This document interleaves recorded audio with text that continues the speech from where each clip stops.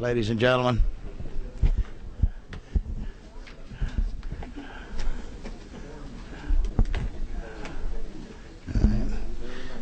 I want to thank y'all for attending this meeting today, and I want to give a special thanks to some folks, not just the people here who have shown an interest in the subject matter we're going to be discussing today, but I want to give a special thanks to the committee members who were able to come today. As a lot of y'all know, this is a day off legislatively, and the chair chose this day, quite frankly, is because given the nature and the amount of the number of bills that are in the committee, there's no way that we could give a full hearing to all of these during the course of the regular week. And I wanted, as is the rule of the chair, I usually like to let anybody who wants to be heard to basically speak on these type of bills. Now I'm going to lay this out today. First, we're going to have a short presentation. We've been having a lot of the state agencies that who their legislation and overview would come under the Public Safety Committee speak today. So first, we're going to have a short presentation from GEMA for the committee members, and if they want to, come on up, Charlie, and then I'll talk about the other part of the calendar.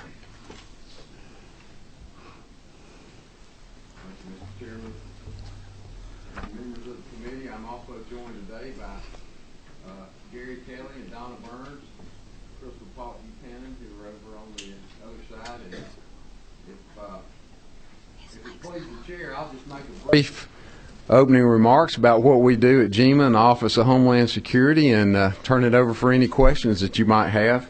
And I guess if I had one thing that I'd like for people to take away from the meeting today, and that's, don't just think of us when the tornado touches down or the floodwaters rise. We're in the communities that you represent before, during, and after these types of occurrences happen.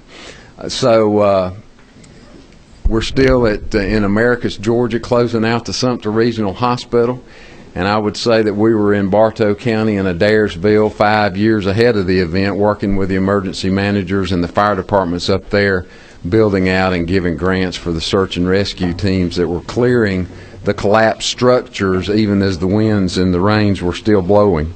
So our job is to do the capacity building and planning and strategic planning on the front end, as well as building out the response and recovery capabilities. I guess another takeaway I would like for you to have is when you hear the word GEMA, don't just think about GEMA proper, our small 100-person agency that has the honor of coordinating the state's events. I think wrongly we get a lot of credit when really the credit is due to the state agencies and private nonprofits and faith-based agencies that respond. So when you hear GEMA, I really wish you would think about the state team, not just the GEMA proper. It's the state troopers, GBI, Georgia Forestry Commission, Department of Human Services, Red Cross, the Georgia Baptist, the Catholic Relief Services, all the people that come to bear in time of an event. I couldn't help but think about the news media the other day when they were like, well, the state's not doing anything up here. And that's just not true. Because the plan is for the Seventh-day Adventists to manage the donated goods. The plan is for the Samaritan's Purse group to be working the 140 chainsaw teams that were out. The plan is for the Department of Correction inmate crews to be loading on the DOT dump trucks and taking out. So, we have the honor of kind of being the conductor of an orchestra that has a lot of different parts. And we know, it's our job to bring forward a little bit more resources, or when too many are coming or they're there a little too long, to turn them back. So it's not just your state agencies, it's your local governments, private nonprofits, and others. And just to give you an idea, there were 11 state agencies and 348 state employees that responded to this last tornado that in the far suburbs of North Atlanta. But there was 2,500 volunteers. 2,500 volunteers that helped clean up, and we're still there because we know that there will be those who are underinsured or uninsured that are going to have difficult times finding a place to live, and Department of Community Affairs and some other groups, primarily faith-based and private nonprofits, are still there working with the families to find them a place to live. Third thing I'd like to address is disaster declarations. There's an emotional attachment, I think, to being declared. It really don't mean as much as people tend to want to think that it means. Whether it's a declared state of emergency, when you hear that the governor has declared a state of emergency for a particular event, that simply means that the governor is declaring that that community's resources are taxed, and he's turning loose all state personnel and equipment to bring to bear in that particular situation that I just described, that orchestra of assets that's coming. No money. A governor's declaration doesn't mean that there's any money that comes. As a matter of fact, other than existing state budgets that we responded to there, this last disaster up in Bartow and Gordon counties was not a penny of state funds that went into that particular disaster. Now, FEMA has thresholds. We talk about presidential declarations or FEMA declarations. There are certain thresholds, and those are made by Congress. And in Georgia, because we're a large state, we have to have about $13.5 million worth of bridges blown out, and doesn't have anything to do with property damage when it comes to the public infrastructure, water treatment plants flooded and that type of thing. So we have to have about $13.5 million even to begin to think about asking. We have to have about 500 homes that are uninsured and destroyed. And we met about half of that criteria in this past disaster. So I would say FEMA, to quote the administrator, is really moving away from the disaster business and getting into the catastrophe business. So they're getting more difficult and more difficult to be declared by FEMA. On the Homeland Security side of the house, I would say that we have the honor of doing the same thing. We're coming with the same team.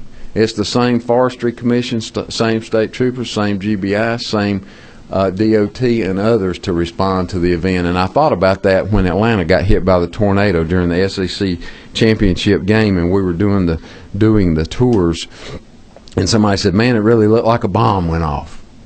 And I said, "You know, it did look like a bomb went off. How would we do different if a bomb had gone off?" And really the difference would be the investigation and trying to see if another bomb was going to go off. But the response and the recovery would have been exactly the same. So on the Homeland Security side of the house, with the exception of the prevention, which is the intelligence and working the criminal cases of material support to terrorism, that we have a working relationship, of course, a joint relationship with the GBI, working, you may have heard of GSAC, Georgia Sharing Information and Analysis Center, that they're to provide me with the information on terrorist acts going on so that I can keep the policymakers aware of what's going on. So a lot of times people ask me, what is it, especially during the budget cutting seasons of years back, what can we do for Homeland Security? And I say, don't worry about the Homeland Security proper. Concern yourself with making sure that the GBI and the State Patrol and the DNR and the agriculture inspectors and those type of people have the assets they need, because Homeland Security is just a matter of us doing our jobs with an eye toward someone who has ill intent for us. So with that, Mr. Chairman, that's in a nutshell what we do, and I'd love to answer any questions that anyone may have. Thank you, Charlie. Any of the committee? Ms. Taylor. Mine isn't really in the way of a question. It's a thank you. Some folks in my district had some problems that were hanging around for a couple of years, and your folks worked very hard to help iron it out, and I understand it was FEMA more than us, but I do appreciate your help that your department and folks gave to us. Thank you. Thank you. Glad to do it. Any other questions, any of the committee members? No? You did a better job than you thought you did, Charlie. Well, thank you, sir. Thanks for the opportunity. On behalf of this committee, thank you for coming, and on behalf of the state of Georgia, we thank y'all for what you do. Yes, sir. And for all of your people. Thank you. Thank you. All right, ladies and gentlemen, we have several propositions in front of us, and this appears to be the main event. Now, I will tell you up front today, these are the first hearing of these bills. Now, this is quite unusual because we have so many bills that are of the same subject content. And I'm thinking that probably the best way to handle this would be just calling up some. We've got some bills that are proposed that have not been assigned to the committee, and I'm going to afford the author of those bills just a minute to get up and speak on those bills, because for the benefit of the committee, we will be dealing with these issues probably at some point as a combined bill that may have several of these subjects combined into them. So that being said, I'm going to start with Representative Hill. If you would, Chairman Hill, he has a proposal that's going to be coming forth in the next few days, and then we'll move on into the rest of the bills.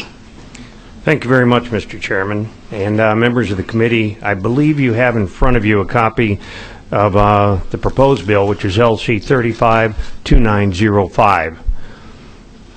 And that I brought forth today. This is actually a very small and simple change to the code. And I know we've all heard about simple bills, but this one would just allow current and former General Assembly members who hold a valid carry permit to be added to those who are exempt from the 1611-126 through 1611-127.2, with the exception of carrying in the chambers. I thought that would be a good idea to leave that out. As legislators are not better than other people, but we do have a different job than most people, and we have a much higher level of risk. I think all we have to do is look at Congressman Gifford to see that. And while she was a federal congressperson, most of the constituencies don't really know the difference between our job as state legislators and that of a federal congressman, and they tend to blame us for a lot of the federal problems, and I think they blame a little of them for our problems. But legislators do carry a higher level of risk, and also because we are citizen legislators, it is not at all uncommon when we're not in session for perhaps us to go to our regular business office and then run out to a school perhaps and make a presentation, and then down to the courthouse or other government building, and then back to lunch with perhaps our customers, and then maybe over to the church for a presentation. In other words, we're on and off properties that a person could not carry on if we were not exempt from this law. And if you're far away from home, I don't know what you're going to do with your weapon if it is you're perfectly able to carry it the rest of the time, but not perhaps when you're 20 miles away from home. I don't know if you can stick it in any safe repository. I don't think they exist. So that is the main reason we're asking to be exempt. Again, we have a higher level of risk, and then our jobs are different where we're on and off properties, which would make us in violation of the law should we carry. So with that, I would be glad to answer any questions that the chair or the committee might have. Any of the committee members wish to address Chairman Hill? Okay. Thank you very much, Mr. Chairman. Thank you, Mr. Chairman. I appreciate it. This will be dropped tomorrow. Thank you. All right.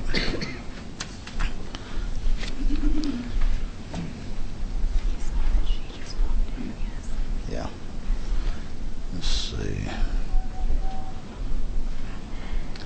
As I understand, Representative Gregory, you're going to handle 28. Is that correct? Yes, sir. And I also understand, but on 29, since that is of the same subject as about 3 of the other bills, that Representative Kirby is going to handle, is going to basically talk about 29 and the other bills. Well, when I speak, I am speaking to 28, 29. 28 is a regarding places of worship. 29 is regarding the college campuses, but it's the same principle. All right. So if we will, I'm going to recognize you, and if you would present your bills. Thank you. HB 28 amends Code Section 1611-127 of the Official Code of Georgia relating to carrying weapons in unauthorized locations. Property rights are the most basic and fundamental of God-given natural rights. All rights are ultimately derived from property rights, as our right to life and liberty are grounded in the principle of self-ownership.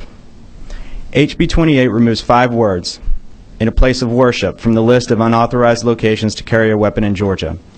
In effect, this bill restores the natural right of church owners to exercise the highest authority in determining what is and is not allowed on their property, and in establishing policies they regard to be the most appropriate, most effective, and most comfortable to its private community. Restrictions on the possession of weapons are set by and operate in accordance to the wishes of property owners in nearly every other location in the state.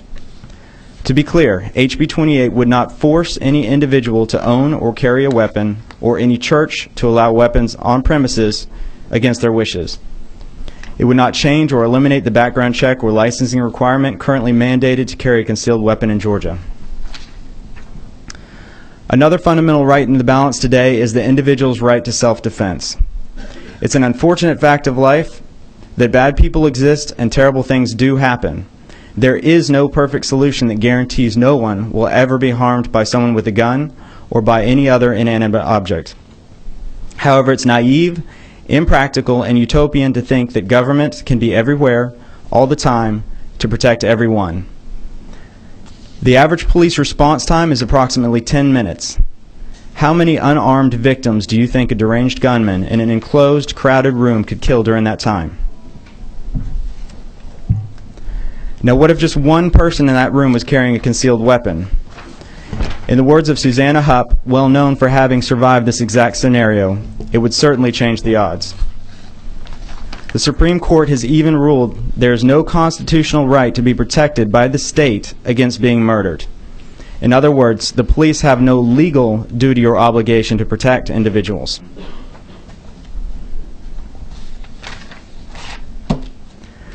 The practical effect of gun-free zones is to empower criminals while depriving peaceful, law-abiding citizens of their natural right to self-defense.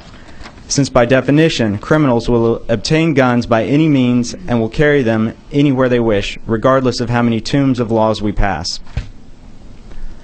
Our most precious, personal, and sacred venues should not be marked with government-imposed signs which invite catastrophic events. The informed people of this nation and of your district are tired of the state providing plush killing fields for criminals. It is cruel and immoral to deprive any individual's right to defend his or her person, much less to create these free target venues for the disturbed. I want to emphasize there is no appropriate place for the initiation of violence of any kind. As a society, we should always reject the initiation of force by individuals as well as by government. In the case of government-imposed criminal safe zones, it's important to recognize that the government is the aggressor, as it is forcibly infringing on the rights of the people. It is also important to highlight that Georgia's current prohibitions on restricting weapons based on location are unconstitutional. Article 1, Section 1, Paragraph 8 of the Georgia Constitution states, "The right of the people to keep and bear arms shall not be infringed, but the General Assembly shall have the power to prescribe the manner in which arms may be borne." Clearly, prescribing the manner is not how one carries is not the same as restricting the place where one may carry. The right to keep and bear arms is also protected by the United States Constitution in the form of the 9th, 10th, and 2nd Amendments. It is time we stop expanding government, creating more costly and administratively burdensome programs in an attempt to solve problems created by government infringement in the first place. It is time we stop being so arrogant as to think we can somehow, with enough rules, centralized managers, and enforcers, put an end to all forms of risk and immorality. It is time that we respect the principle of equal application of the law and stop separating people into groups, some worthy of having rights while others not, simply due to a lack of political representation. It is time that individuals stop asking government to solve every problem under the sun and for politicians to stop indulging them. It is time we stop petitioning our government to deny the rights, property, and freedom of others simply because it's what we want. It's time we wake up and acknowledge the perils of our ever-expanding police state. It is time that we place our trust in the people and the individual rights that our forefathers risked their lives to secure. The only legitimate role of government is to protect and defend the life, liberty, and property of individuals. Whenever false philanthropy and ambition lure government to reach beyond this charter, invariably it does the exact opposite, violating that which it was entrusted to protect. If and how you vote on these bills will demonstrate whether you believe that our people have the unalienable right to own property and to protect themselves, and it will let your voters know where you stand in regard to their freedom. Thank you, Mr. Chairman, members of the committee. I'm available for any questions. Thank you, Mr. Greger. Do we have any questions? Any of the committee members wish to answer a question? Yes. Not so much a question as a comment there. I commend you for bringing this. If anyone is out there fooling themselves that people aren't already doing this, especially in my country district, that they're fooling themselves. There's a lot of people that already do this. If they feel as though they're going to protect their family, their child, their wife, they're going to do it. So I commend you for bringing this. I think it's a very strong step in support of the Second Amendment, and good job. Thank you, Dusty. Elizabeth. Is the principle that you're advocating in these bills similar to House Bill 35 that we just heard this past time, where the owners or the people that say the house of worship or the administration at the school are the ones that determine whether they are going to allow this or not? Is that what I understood you to say? No, it was HB 35, Paul Battles. That's correct. Bill. No, the premise of this is that if you own property, you get to decide what happens on your property. In your house, you can tell people what they can and can't do, what they can and can't bring. It's not a government-administered program that has rules and requirements. It's just if you own a church and you don't want guns on your church, then you can say that's our policy. Don't come here with guns, and we can decide. Individuals can decide whether or not they want to attend that church. And the other can be the case. If somebody wants to allow guns and people want to attend that church because of that policy, then it's freedom. Okay. That's what I was getting at. The church or the school, whichever the case may be, their board of directors or whatever, they have the decision-making ability in that case as to whether or not they wish to allow that on the premises. It is all about the natural right to own property and to be the highest authority of that property. All right. Do we have any other questions of the committee?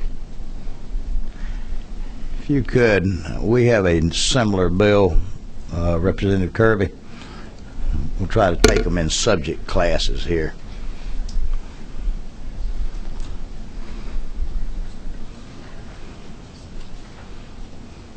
And you, Representative Kirby, you have House Bill 335. It is same subject. Yes, sir. Yes, sir. Thank you, Mr. Chairman. I bring for you today House Bill 335, which is essentially mirrors your House Bill 28, specifically dealing with restoring the private property rights of churches. And while I certainly echo what Representative Gregory said, I don't actually see this as a gun bill. This is about safety and security. We don't have a gun problem in this country. We've got a violence problem in this country. And violence, whether it's performed by a person with evil in their heart with a gun, a knife, a baseball bat, or anything else, is this violence that we've got to deal with.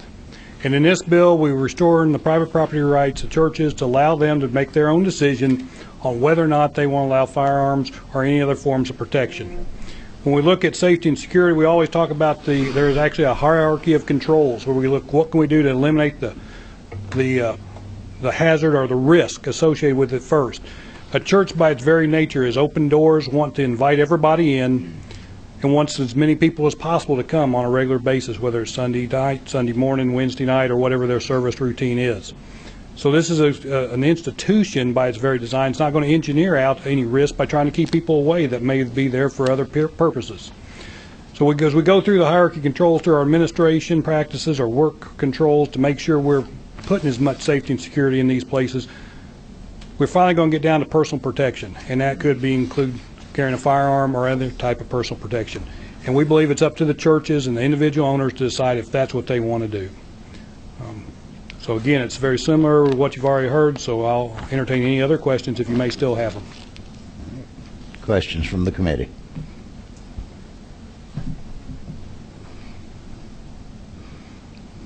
All right. Thank you, Mr. I Chairman. might ask a question, though. I'm looking at the two bills of 28 and 35. and how it compares with Representative Neal's bill, House Bill 248. I don't see anything in y'all's bills that would make it an issue of having a concealed weapons permit or a Georgia weapons permit. No, sir. It'd be up to the individual churches if they require that, like same as any private property owner would on their home. All right. Thank you. No questions from the committee? While we're on this one, I'm going to just briefly go over House Bill 248. I don't think Representative Neal is here today. Thank you. And his is an identical bill of exempting places of worship. And the only change to the committee, and this is House Bill 248, starting on line 17, he adds, provided, however, that a person with a weapons carry license shall be authorized to carry a weapon in a place of worship, unless such place of worship, through its owners or authorized executive leader, excludes or prohibits persons in possession of weapons. So that one has a little bit different language to it. Any of the members of the committee want to make a comment on that bill? Okay. Representative Taylor. Thank you. That did clarify it. I was looking for words in the other two bills that specifically said it will be up to the authorizing body, whether it be a church, and I want to make sure that if your church doesn't want to allow it, they don't have to, and by the same token, you still will have to have a concealed weapon. Is that correct? Yeah, that shouldn't need to be enumerated. That is the default. I mean, if it is the default. It's just a matter of getting rid of that, the wording that's in there. That line that's in there. Okay. It's a very short list of prohibited locations. Once you take it off that list, then it operates the same way that private property around the state operates. Okay. The reason was because I had clergy ask me that particular question. Mm-hmm. Were they going to be required to allow it? And if they didn't want to, they're not an individual person, they're an entity, and they wanted to make sure if they didn't want to, they can still have their own rules. Yeah, private property is private property. Okay, thank you. Mm-hmm. All right, we're fixing to move on. I'm sorry. Mr. Green. Mr. Chairman, let me direct this to you. You know, in my district, which is 9 counties, I have 135 churches. And I visit a lot of those churches. And if I'm carrying a gun, how am I going to know which church allows and which one does not allow? Well, if I understand, according to this, to the propositions, that if this place of worship is stricken from the list of prohibited locations, if you have a weapons permit, then you could carry that weapon unless it is designated on that church. Either they verbally tell you or there's a sign posted. So it would be posted? Is that what? I mean, notification. That's my thoughts to it. Maybe the author could... When I take my kids to Chuck E. Cheese, yeah, they've got a little sign there that says no firearms. But yeah, I mean, it's up to whoever owns the property. If they want to put a sign up or if they want to tell people, it's, you know, they're free to determine how they want to inform people that it's against their policy. Should it be directed in the bill? No. No. It would be their freedom. Be their choice.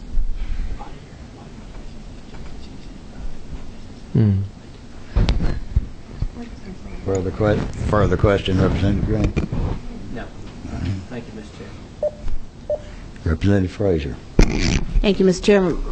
Representative Gregory, so if I go to church on Sunday morning, and I visit a lot of churches in my county, and when I walk up to the door, I usually don't ask whether they should I bring my gun in or not if I have it on me.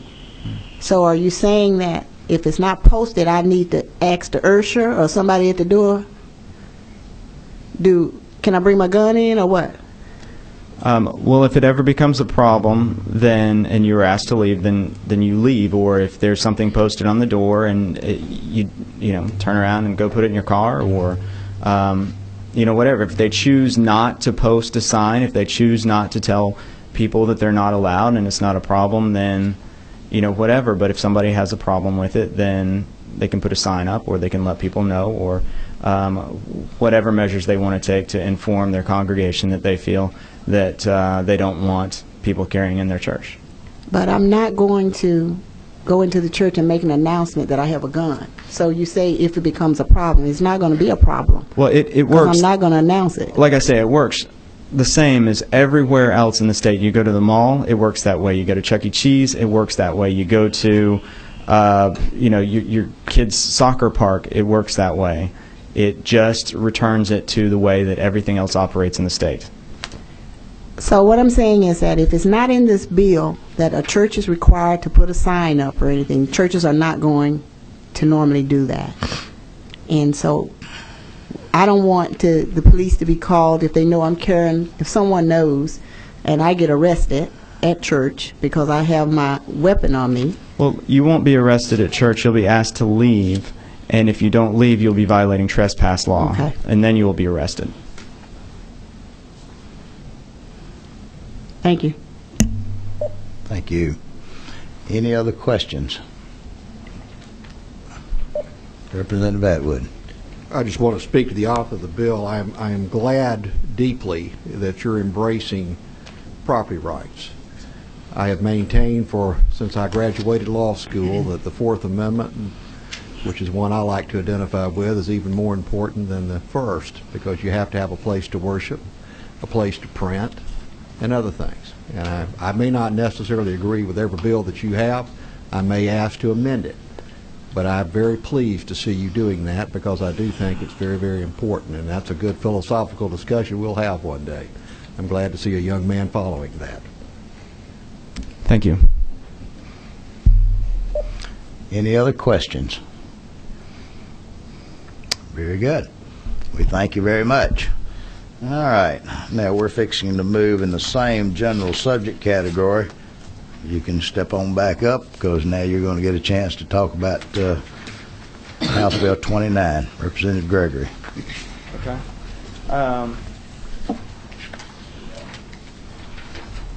This will be much shorter. Given the similarities between HB 2829, it would be redundant to give the same speech again. HB 29 removes campus of any public or private technical school, vocational school, college, university, or institution of post-secondary education from the definition of a school safety zone. It does not affect K through 12 schools in any way.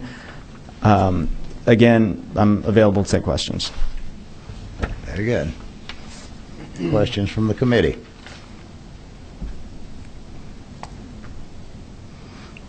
I believe you were right. That was a simpler bill. All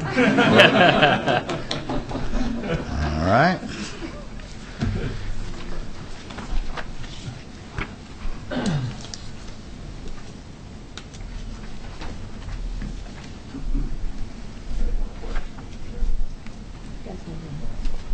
Mr. Atwood. Just one question. I'm trying to go back through the bill here. Would your bill then follow the same thinking as the first bill? Would it leave it up to the people that administer those schools to set those policies, or? My understanding, well, absolutely on private property, it would, private property is private property, and those schools would be free to set their own policies. As I understand it currently, with regards to public schools, that the preemption laws would take precedence. That's what I've been told. Could you explain that a little bit more detail for me? Would you leave it up to let me ask it this way, see if I can do a little bit. Would you leave it up to the people that govern those schools to set those policies, that are in charge of the safety of those schools? I know it doesn't hit K through 12. I'm the board of director or the president of the school or whatever. I didn't see that in the bill. Okay, I'm going to let Nathan here speak to that, because he has done the research on it. Thank you. My name is Nathan Adams. To your question, sir, my understanding of the preemption law is that it prohibits municipal and county governments from passing laws that interfere with Georgia's gun laws that are on the books. And so therefore, your municipal bodies and your county bodies would not be able to write any laws or ordinances that would prohibit weapons on college campuses. I thought that's what you meant. I wanted to be sure about it. Thank you. Thank you. All right.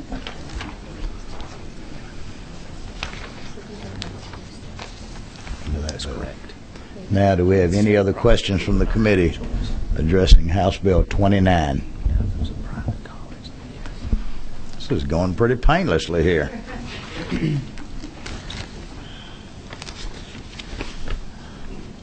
Is Representative Benton in today?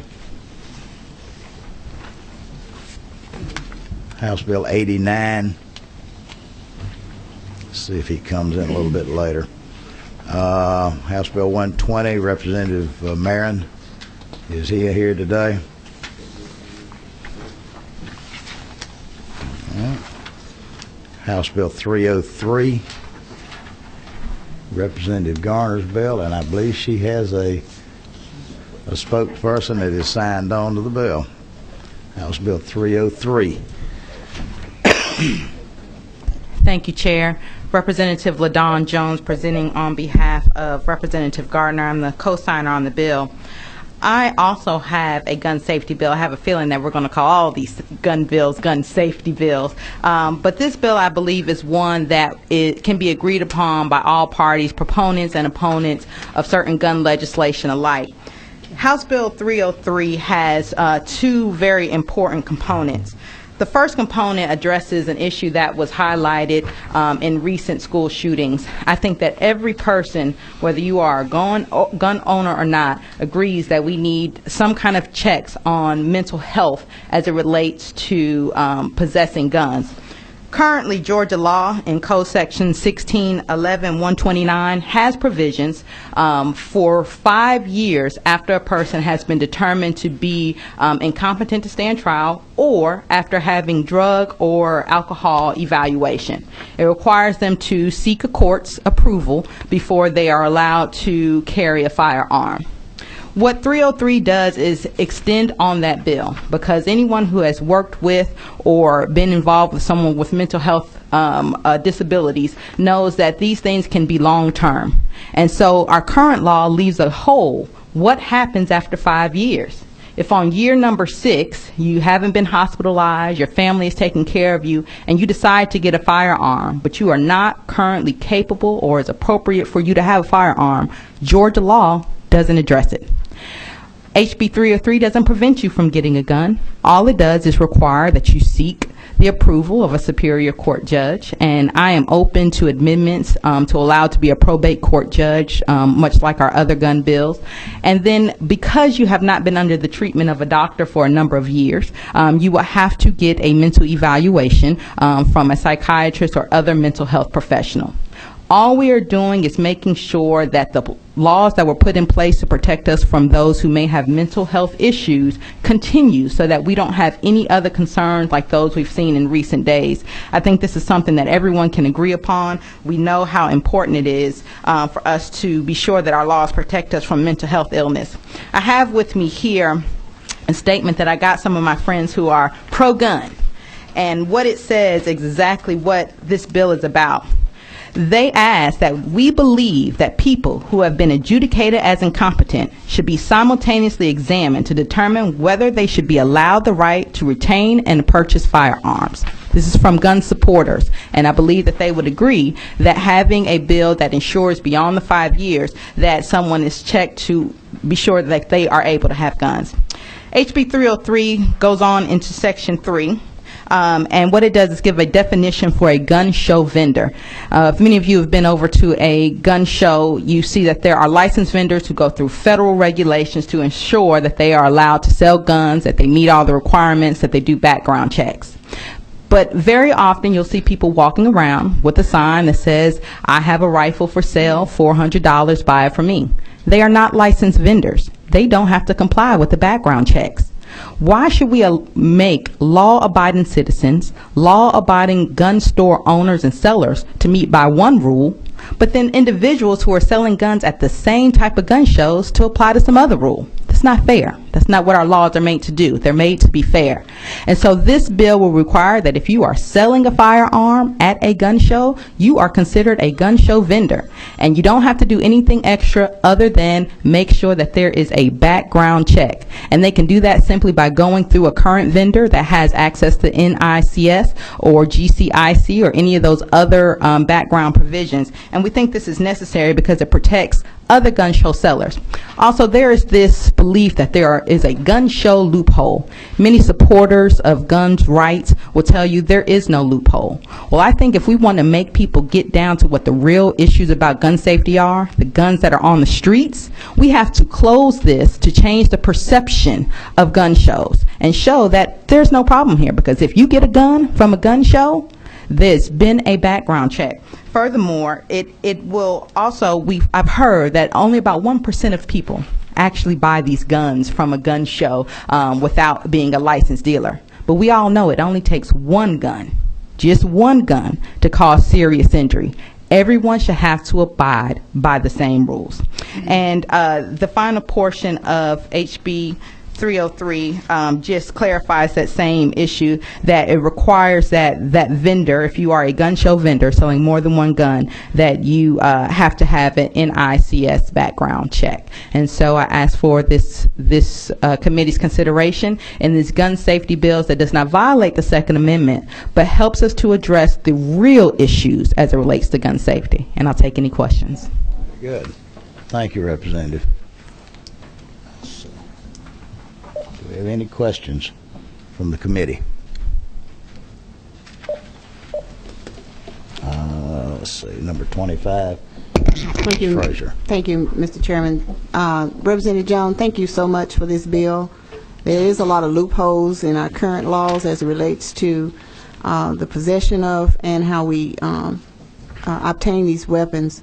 But in the application process at a gun show, I know there's an application process where you go and you buy this gun, and you still have to fill out applications and all that. But the mental evaluation part, after 5 years, if it is deemed that you are still mentally incapable of purchasing a weapon, what then do we do? Is that another bill, or is it where I can't buy a gun now, but I got to wait, what, another 5 years, or what? Okay, so what this bill does is fix that. Let me back up to the first part. You said that when you go on the gun show, these background checks have to be done.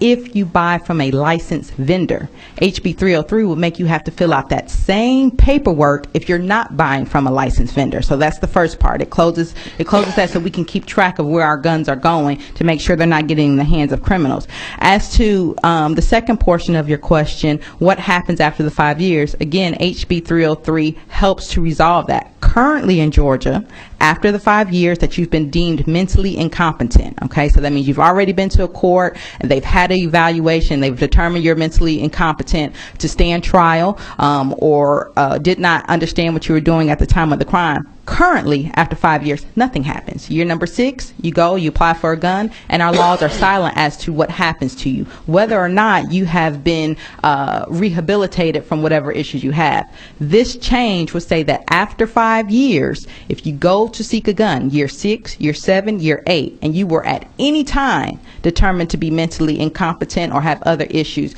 you have to get a mental evaluation. You have to seek approval by the court. Once you do that once, that's it. You get your license, and if you are stable, you can carry a gun and you have no further problems. Did I answer your question? Yes, thank you.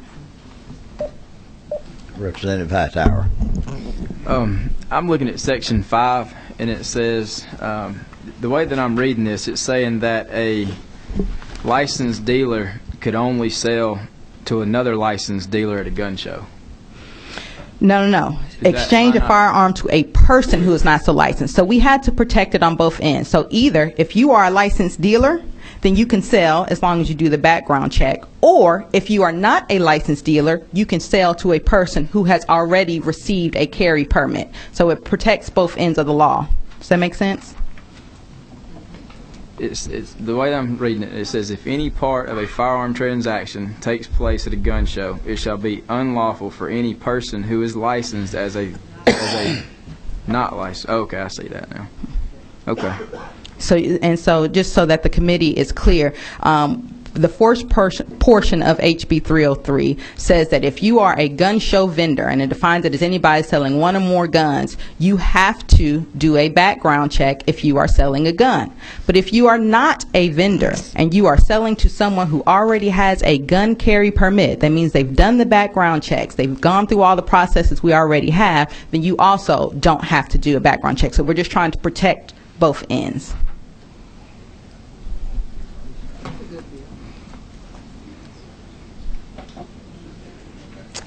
Thank you very much. Any other questions? That was it, Mr. Chairman. Representative Taylor. Thank you, Mr. Chairman. You indicate that it's unlawful. What is the penalty that would be associated with this? To be honest with you, I don't know the answer to that question. I think currently it just makes it unlawful, and I'm sure under that same code section, if we were to go back, it would determine what the penalties are already in place. So we don't want to expand the penalties beyond what is already there. So you don't know if it would be a felony or a misdemeanor? I'm not sure. We can ask legislative counsel so that I can get you a proper answer to that, and I'll follow up with you. Thank you. Also, what would this have to do with private sales? If I decided to sell a gun to a neighbor or to my son or an uncle or whatever, or gift someone a firearm? If you are not at a gun show, you can gift the firearm to your nephew as much as you would like. We did consider, as a part of this bill, requiring any person to do a background check, but we recognize that that's not realistic to require someone to go in and do a background check. You would have to be responsible for whomever you're selling it to. We just want to ensure that at the gun shows themselves, that anyone who goes in to sell firearms would follow the appropriate procedures. So what I would recommend is to not go to the gun show and then give the gun to your nephew, because then it would be a violation. Okay. In the first part, when you're checking the mental competency, I believe it is now part of the background check, but it only goes back 5 years. And at what point maybe it's been 6 years, or a judge has determined that yes, you can have a gun, and if your status should change, when they are rechecked again, or do they ever get rechecked? If they have a relapse of their problem, would there be any way for us to know? The only way that would occur, so just in general on this law, no, you would not be rechecked just as a matter of law. Once you are approved, you are approved. However, if you are again placed into a mental health facility, you are found to be incompetent again. If you go into another drug rehabilitation facility, your 5 years would then start over. Okay, and is there any interim check? So we would not know they've got the gun. It's no reverse, so that if somebody's readmitted, they don't go back and check no, post-admission? No, not at this time. There's no requirement that anyone goes back and check, because we don't want to limit people's rights, and we also don't want to put that type of administrative burden on our different facilities to have to consistently check every time someone goes in. These are only for people who've been determined incompetent and who then apply for a gun subsequent to that. And I believe you stated that it was less than 1% of all gun sales take place at a gun show? This is what I'm told by many of our folks from GeorgiaCarry.org and other places, that less than 1% are sold from individuals, not licensed dealers at gun shows. And so we don't want to give that 1% an advantage that our gun show dealers currently don't have. Thank you. Thank you. Representative Atwood. Yeah, I bring your attention to line 67 through 70. Representative Hightower was asking about that same section. I just want to be sure I'm clear. So if I want to sell my gun to my next door neighbor Bob, I can do that without any problem. Mm-hmm. But if I want to drive down to a gun show and sell my gun to my next door neighbor Bob, that's a problem.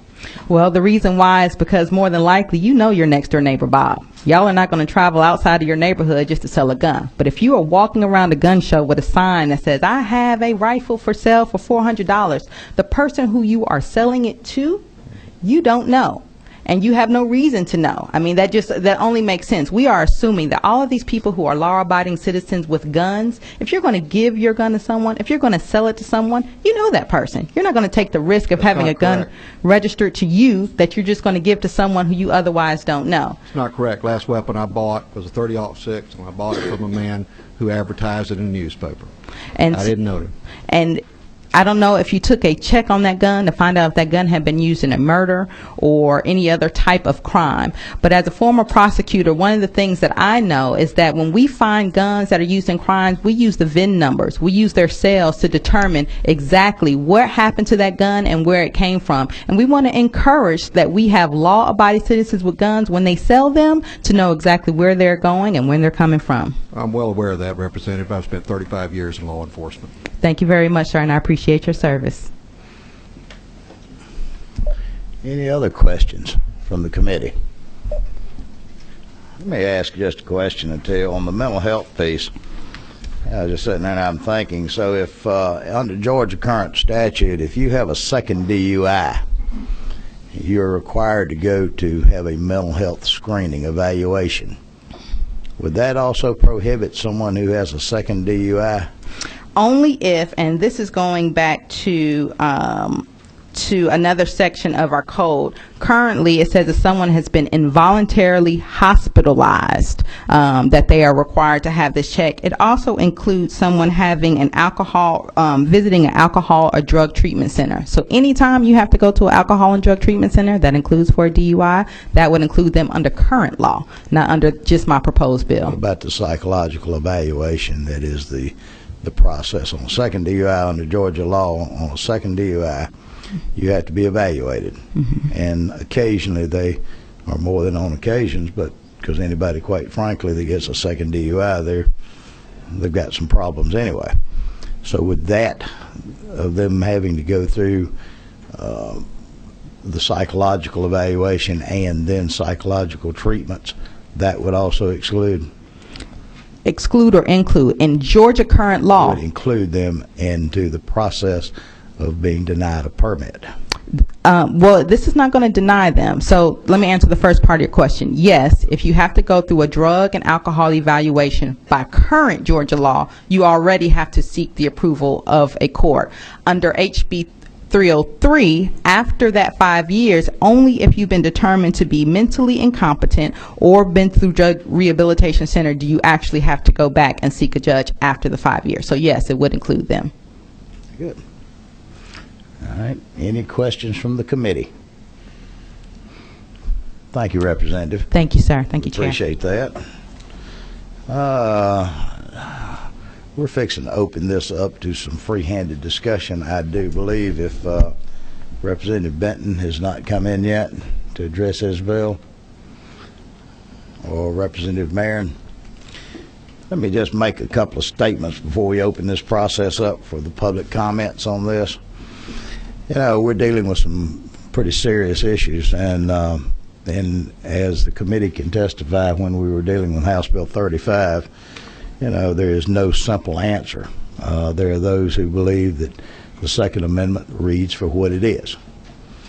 We live in different times today than we probably ever have with a lot of the violence. I, for one, that believe that Second Amendment reads for what it is, that you have a right to protect yourself. A lot of the credentialing has gone on in Georgia based on the right to carry. That being said, I'm going to open this up to questions, and there's a couple of folks, if there's anyone here, I'd like for them to identify themselves if they're involved with any of the gun shows that might can answer some specific questions for me and the committee on gun shows. Do we have anyone here that might be an expert on those areas? No, come on now. I don't mean to scare any of y'all. I don't want to. We're all friends here today now, folks. If you can't tell that, if you notice, all the committee members are sitting to my right side today. So if we have anyone here today that has a certain special knowledge in gun shows, I'd like for you to basically cough it up. So that being said, first on the sign-up sheet, Tom Daniel with the University System.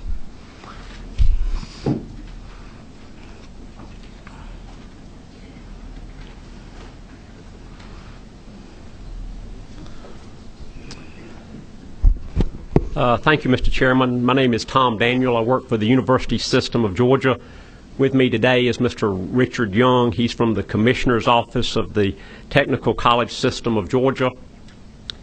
Commissioner Ron Jackson and Chancellor Hank Huckabee are involved today with the Complete College Leadership Summit, and they apologize for not being present. And with your permission, I'll read a brief statement for the record. Commissioner Ron Jackson and Chancellor Hank Huckabee are the Chief Executive Officers of the state system of public higher education, which together serve 485,000 students. Both are united in stating that the best course of action is to continue to follow current law as it relates to guns on campus. The current law is working, and the best and most efficient way to protect and ensure the safety of students, faculty, and staff. In addition to ensuring safety related to the academic missions, the current law also best protects those members of the public who, along with students, annually attend the hundreds of community and athletic events on our campuses. Emotions can run high, particularly at athletic events, and the current law ensures such emotions have the most appropriate means of expression. This position is supported by the experience of our campus presidents and our public safety officers, who are the closest to the day-to-day realities and operations of your state's public colleges and universities. Mr. Chairman, that's my statement. We respectfully request, regarding the bill on guns on campuses, that you honor the current state law and not seek any amendments. Thank you. Thank you, Tom. Do we have any questions of the committee? They're going to let you off light, Tom. Thank you.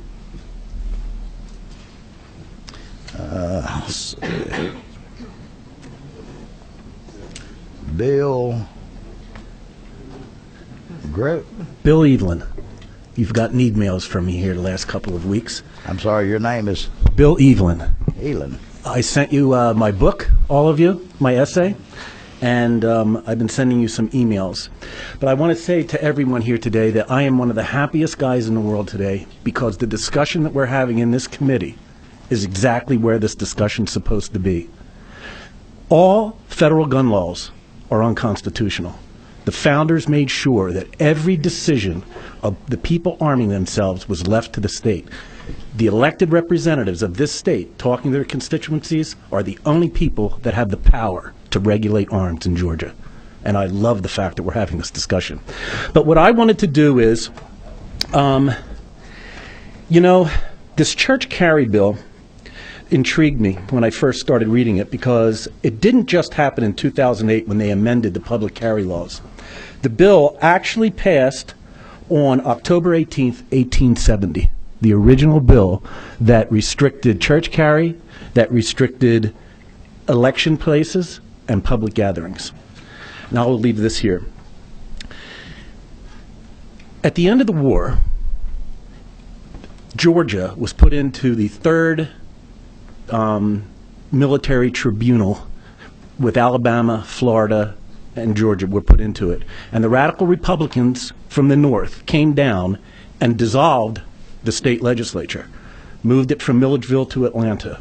And what the radical Republicans did is they ran around the state recruiting African Americans to vote. And what happened was, between 1865 and 1867, there were armed bands of radical Republicans running around the state suppressing white Democrat votes with guns. And the people of Georgia wanted to self-govern themselves. They didn't like these military dictatorships coming down and telling them what laws they could have. So they set out on a policy of trying to get more Democrats to come in and vote at that time. Now, one of the arguments that was made is, at the beginning of the war, in 1861, Georgia was debt-free. At the end of the war, Georgia was debt-free. Georgia was one of the empire's jewels in the South. It was the wealthiest state. The problem was, the radical Republicans came down and they were stealing land of the people that were here, and they were taking the till. And by 1868, Georgia was $10 million in debt. And all that money went with the sitting governor when they forced him to evacuate in 1868. They even stripped the children's school funds. That's how corrupt they were. In 1868, the Democrats had the votes to expel 39 members from the House, and that infuriated the radical Republicans. They went to, the man in charge of it in the House was in Camilla, and the radical Republicans with a lot of armed African Americans walked from Albany to Camilla, and when they got there, they were met with resistance from the town sheriff because they thought they were coming in there to shoot everybody. And before it was all done, there were 12 dead, and, well, anyway, if you look in the newspapers, and I have this to show you, but I don't want to read these in public because they're so foul that it would embarrass me to read these and it would hurt your sensitivities, but I'll pass them around if it's okay. This is from the Southern Recorder. This was one of the Democrat newspapers in Georgia. This is an actual printed out newspaper from 1868. And this is a cartoon from Harper's Bazaar, the first year it was in operation, a radical Republican newspaper from New York. And you can see the difference. The battle was political. The lines were set. The Democrats in the South wanted to self-govern their state. They wanted the radical Republicans out. So they did as much as they possibly could to get as many Democrats to come and vote, but they hadn't been voting because the radical Republican candidates weren't the kind of candidates they wanted, and they were being badgered at the election polls and at public gatherings when the candidates were speaking, and at in churches where people were gathering, where people would speak back in those days. By 1870, the Democrats had taken enough seats that they passed this law to encourage white Democrats to come to the polls and to come and listen so they would go and vote. It worked, because in 1871 they swept the House of all radical Republicans and started down the road to self-governance. The actual church ban, and that's the one I'm speaking of on now, was nothing but a political battle between the Democrats and the Republicans. It had nothing to do with safety. So I am for lifting the church ban. I'm for lifting the campus ban. The campus ban, I just don't understand why the deans of the colleges just don't want to make that decision themselves. There may be a dean in a college down in South Georgia that says, yeah, I want my students to be allowed to do that if they're of age. But why they would want the state government to be telling them that you can't have guns on your campuses makes no sense to me. And let me finish up because there's a lot of people talking. This whole concept that Dusty talked about on church carry, there are more people carrying a gun in church without a permit than there are with the permit. If you lifted that ban, you're not going to have 10,000 people all of a sudden say, hey, I want to bring my AR-15 into church, if the church people wanted to do it. It's just not going to happen. And the same thing on campuses. There are people carrying guns on campuses right now. And this concealed carry permit thing, I do not understand. There are more people carrying a concealed weapon that do not apply for a permit than apply for one. There are more criminals that aren't allowed to own a gun that are carrying concealed. So why would we want to put that administrative costs on the probate judges and the sheriffs to have to do the paperwork every 5 years for people that want to carry concealed? Again, I want to thank everyone, this honorable committee. You are doing the people's work, and as a states' rights guy, I could not be happier. Thank you very much. Thank you. Do we have any questions of Mr. Elan? I would like to clarify, when you keep using the term radical Republicans, if you read the newspaper, would we be referring to as a commonly word that was always labeled a carpetbagger? Is that? If you were from Georgia, they called us scallywags. If you were from the North, you were called a carpetbagger. And the radical Republicans, and I didn't get into it, I wanted to keep it short because so many people are speaking. I'm sorry, I didn't mean to open this back up. All right. I'm sorry. It was the political party in power. The chair does apologize. Thank you so much. Taylor Liffers?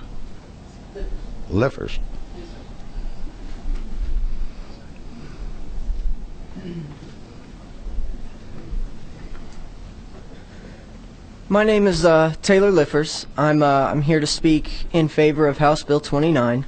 I believe, as Representative Kirby said, we have a violence problem, not a gun problem. Being a current college student here in Georgia, I'm on a college campus 4 days a week. And I'd like to point to House Bill 60, as that excludes certain faculty members to the current gun ban on college campuses.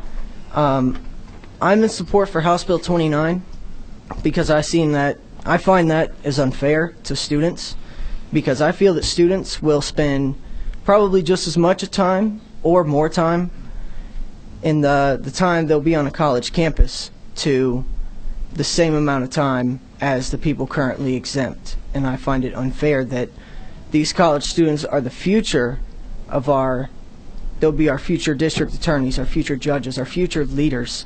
And I find it unfair that they're unable to defend themselves on our college campuses simply based on the fact that their career choice is not the same as those that are listed on the exemption. I also feel that it's wrong to disarm college students who already have a current valid concealed weapons permit. I feel that if they've gone through the legal process and they were legally able to obtain a concealed weapons permit, that they should be able to carry a concealed weapon on a college campus. I myself have a current valid concealed weapons permit, and I find it wrong that I'm not allowed to carry concealed on campus. Many people like myself, we take night classes because of our schedules, and it's very unnerving, and it's a very nervous feeling to walk across a college campus at night in the dark with no one around you back to your car. I mean, the areas can sometimes be poorly lit, and I would feel much safer in my ability to defend myself knowing that I could carry my concealed weapon on a college campus simply because criminals are not going to obey the law. They're not going to disarm simply because they're entering a gun-free zone. And I feel that if criminals are not going to obey this law, then we need to change the law so that law-abiding citizens can defend themselves from these criminals who obviously have no concern for the law themselves. Do you have any questions?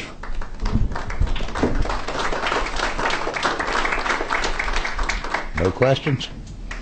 I want to thank you. You don't by chance, obviously you don't go to Georgia Tech, do you? No, sir. I'm a student at Southern Poly myself. Very good. I want to thank you. Well said and well pronounced statement. Thank you all very much for your time. Thank you. Patricia Parsons. Patrick. Come on, Patricia. I've been called worse. I was. If any of you guys are from the Calhoun area, they yelled Opie at me in high school. I'm sorry, you're not a Patricia, but you know, you must have gone to Georgia Tech for your handwriting skills. I did not. I'm actually a 2004 graduate of the University of Georgia, and I'm the executive director of a grassroots gun rights organization based out of Kennesaw. Named Georgia Gun Owners, or called Georgia Gun Owners. I'd like to thank you, Chairman Powell, for holding this committee hearing and other members of the committee. Again, I'm Patrick Parsons. I'm the Executive Director of Georgia Gun Owners. In recent months, Georgia Gun Owners has swelled to nearly 10,000 dues-paying members, and our statewide email contact list is about 125,000. What this tells us is it's a sure sign that gun owners are activated, mobilized, and expect their elected officials to advance their gun rights. I come before you today to speak on their behalf in support of House Bills 28 and 29. The majority of the emails and calls you've received in the last few days were generated from our members and supporters. I know there's a few students here today, so I'm just going to focus on House Bill 28, but again, I was a University of Georgia graduate in 2004. If any of you have ever walked around on North Campus at night, studying late at night at a library, especially if you're a female, it's not a comfortable place to be. It's very not well lit, and typically the answer from the university was take back the night, where people would just walk around and hold hands and act like they're making the place safe, which they weren't. First, let me start out with a note I received from one of my members, William Adams. As the father of 3 that attends church every week with my wife and family, I understand that only a good guy with a gun can stop a bad guy with a gun. I'm a retired U.S. Army Special Forces officer and the son and grandson of Georgia law enforcement officials, and I know firsthand what criminals and their ilk think of gun-free zones. They don't care and they never will. I support House Bill 28 and 29. And as you folks can see, House Bill 28 is very simple. It strikes 5 words from code.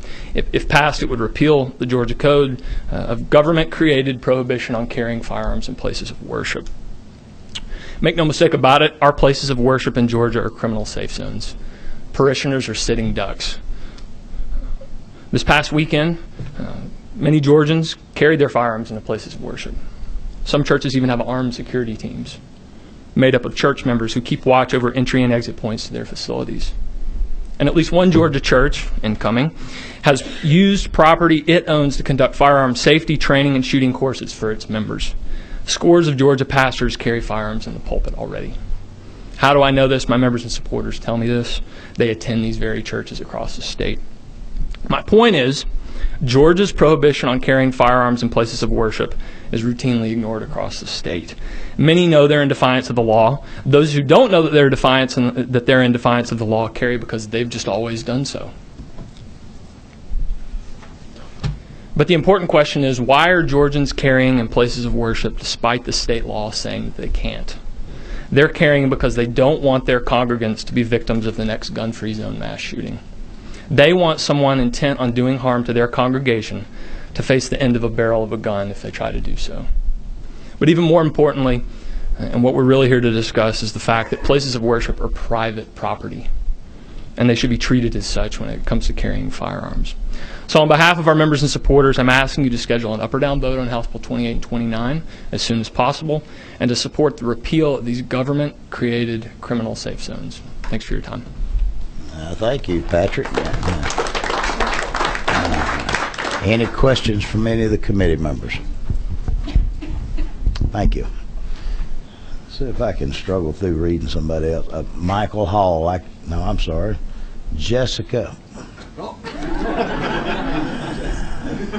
And I'm sorry, you're going to have to pronounce this, your last name.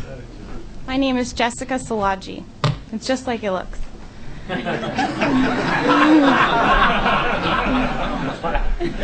Yes. Thank you. Sure. I'm a 24-year-old graduate student at the University of Georgia. I attend the Gwinnett campus, which is a non-traditional campus. It's 3 floors. The first floor is the campus with the library and classrooms, and upstairs is offices. The reason I'm telling you this is because the people upstairs are allowed to carry guns, and I am not because I go to school downstairs. So I would love to know why, or what I'm supposed to do if the guy upstairs snaps and I'm sitting downstairs. I also attended the Georgia State University for my bachelor's degree. I took night classes, I took day classes. It doesn't matter what time of day you're down here. I was there the day that the school was put on lockdown because a Atlanta-based rapper opened fire at a shoe store across from General Classroom Building. I was there in an evening in a parking deck when somebody started shooting, and I was just standing there. I had no means of defense, neither did the person who was hurt, and I think it's unacceptable. I'm here telling you that students want to be able to protect themselves. I've been writing my legislator since the incident in the parking garage, and nobody has listened. The answers that I've received are ridiculous, to say the least. Students shouldn't be punished because they're going to school. I should have the same rights that you do when you're upstairs working, when I'm downstairs learning. So that's all I have to say. Very good. Do we have any questions of the committee?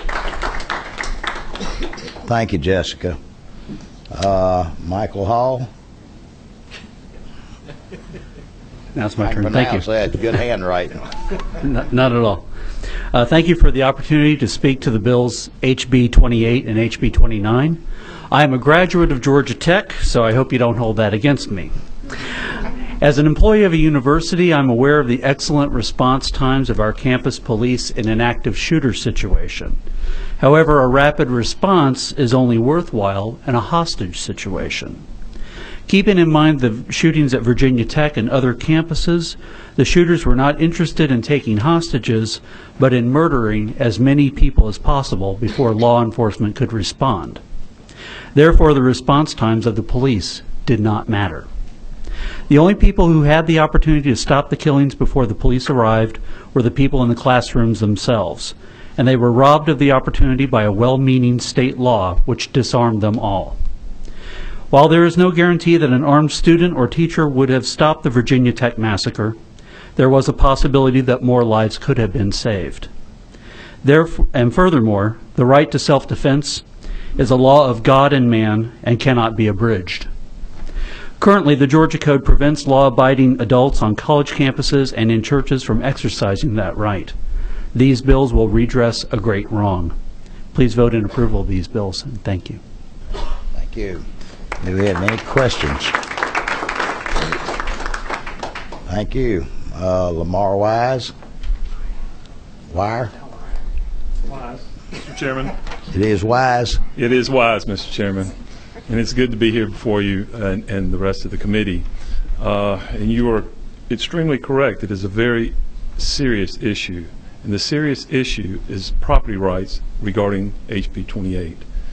And any time government wishes to encroach on the natural rights that we all possess, that we were granted by our Creator, not by government, not by a document, is extremely important. So in focusing on that, whether in speaking to the question of the mental health, it would seem to me that no person should have any right that they possess removed from them without the opportunity of a trial with a 12-man jury. And I believe this is a very important thing for all government officials to consider. I've spoken to pastors myself that are very happy to have weapons in their possession. In this body, I believe we have many law enforcement officers out in the hall or inside here that are armed, and I feel that's good in case someone was crazy enough to want to do something. I don't know why we couldn't all be armed and be safer, myself. In dealing with the church, you have to define what is a church. And I believe I would agree with this gentleman here about the Fourth Amendment being extremely important. All of our natural rights that whether they're written or unwritten, there are too many whatsoever to go into. But this is very important that making a law to define what is a church, what is a place to carry or not carry. These gun-free zones, these killing zones that so many here talk about better than I can. Anyway, I guess I could say much more, but I will say this about the Second Amendment and the supreme law of the land of the United States of America is the United States Constitution. You all, in addition to the Georgia Constitution, give an oath or affirmation to the United States Constitution. And we have the right to keep and bear arms, and that right was secured from federal encroachment by the additional restraint imposed on federal power by the Second Amendment. It's a restraint that is inviolable, that is not subject to determination by other bodies. We possessed it from the moment we were able to exercise whatever right it is, whatever age we are, whatever place in life we come from. And this, I'll finish by this saying that applies to every single human being that walks in the state of Georgia that y'all have authority in. Everyone, citizens, non-citizens, whoever they might be, that they have a right to their born natural rights, and these should always be respected by all people as we try to work together. Thank you very much. Thank you. Any questions from the committee? Jason Stubbs.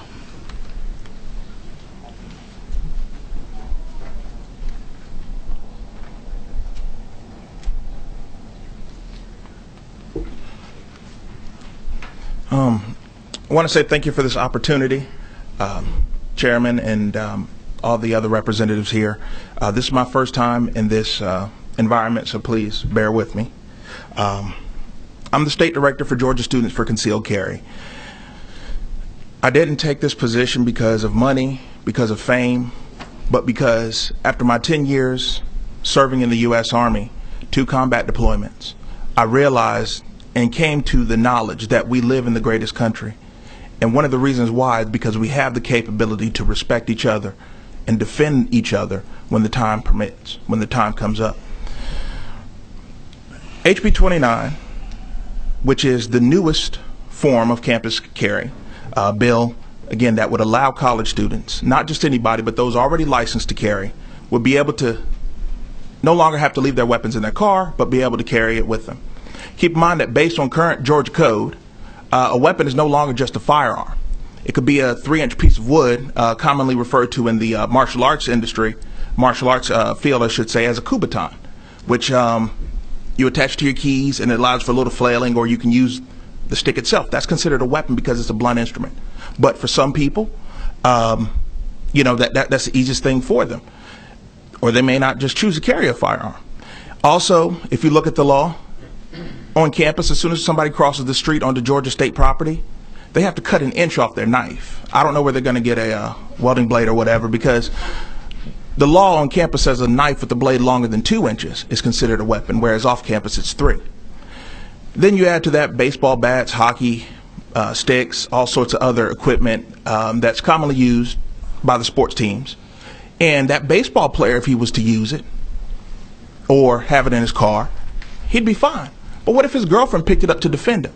She could be charged with a felony. Let's say she happened to be 19, he was 21. She could be charged with a felony for using that baseball bat as a weapon because she wasn't licensed to carry. Now, I know some of you are saying, I'm not going to, anyway, I'm not going to get into that. But I want to read to you a couple of quotes. What's happening in that period between a mass shooting and police response is that people are dying. Weapons under lock and key 2 blocks away do no one any good. Not in this age of high-capacity firearms. That wasn't said by a member of Georgia Carry, by one of my friends, faculty members, or anybody that I know. That was said by actually Colonel McDonough of the Georgia State Patrol, who I believe is involved with the protection of this building. That was in regards to why the troopers in this area are carrying those big bad black assault rifles. But yet, college administrators and the elected officials of the state have chosen to disarm the people that could be their next vote. Now, the college presidents, the Board of Regents, they've all said that they want to keep the status quo. They said that before SB 308 was passed, because there would be a bunch of violence, there'd be drinking and all this and that. Well, people have been able to legally leave firearms in their vehicles for over 2 years with 0 incidents by people licensed to carry. Now they say they want to keep the status quo again and keep that where it is. But I want to ask them a question, and I would like this, I believe it's part of public record. How many of them have actually spent time with the victims that have been victimized on their campuses and said, hey, I'm sorry, you know, we're going to do better next time. I'm sorry we didn't support your right to defend yourself or somebody else's, even though 5 people heard you screaming in the parking lot, but nobody felt they could do anything to help. There was a situation in February at Columbus State. The second incident by a former employee. He had assaulted a young lady. It wasn't the police that stopped him, that caught him. It was the girl herself. So on top of being victimized, she had to do the job of the law enforcement. Now, I'm not saying that they should be everywhere because they can't be. And like it was stated before, the Supreme Court has said that they don't have a responsibility to do so. They don't have a constitutional duty to protect an individual. And that's been talked about in police journals. Police One, you look it up, that's been talked about for decades. There's a sign in the River Center parking garage in Columbus, Georgia, which is frequented by the city employees, school students. And it says that the city is not responsible for theft, accidents, loss of personal property, damage to or destruction of personal property in vehicles, bodily injury or incidents that occur in the parking garage. So if your city isn't responsible to your state, then who is? And like they say, you know, when seconds count, police are minutes away. You know, you have to look at their training. They're not trained to prevent crimes. They're trained to investigate. I went through law enforcement training in North Carolina myself, so I know this extensively. And it's no fault to them, but again, HB 60 passed, a lot of these retired judges are concerned about their safety and the people that they've had to deal with. Well, I'll tell you what, if in some of these situations, if the young ladies who dealt with these criminals the first time would have been able to deal with them, the judges wouldn't have anything to worry about. And I'd just like to ask you, in the unfortunate situation that one of your family members was a victim, because keep in mind, criminals don't care. And if they knew who your family was, they probably would pick them out just to make a point.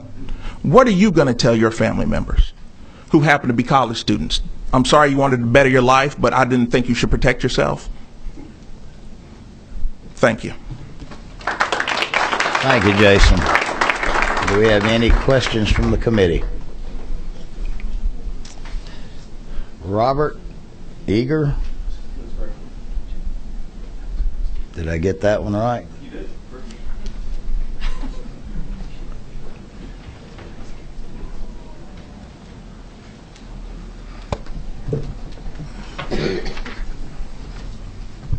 Good afternoon, and thank you for the opportunity to speak.